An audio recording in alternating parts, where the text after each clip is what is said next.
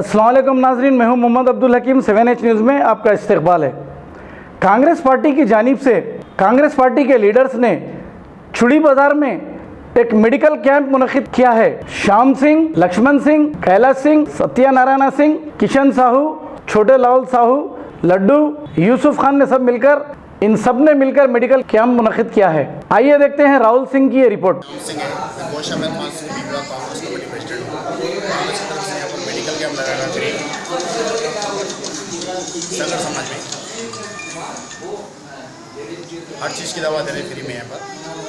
ये सुबह 10 बजे से चालू हुआ, शाम में 5 बजे तक। बीपी शुगर हर इलाज फ्री है। ये यहाँ पे फर्स्ट टाइम लगाया या नहीं इससे पहले? नहीं, हर महीना यहाँ लगाते हैं संगर समाज।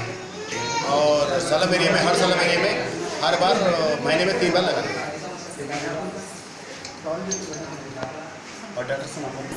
नया पुल गवर्नमेंट हॉस्पिटल से आए हुए हैं। इधर पूरे 15 स्टाफ आए हुए हैं।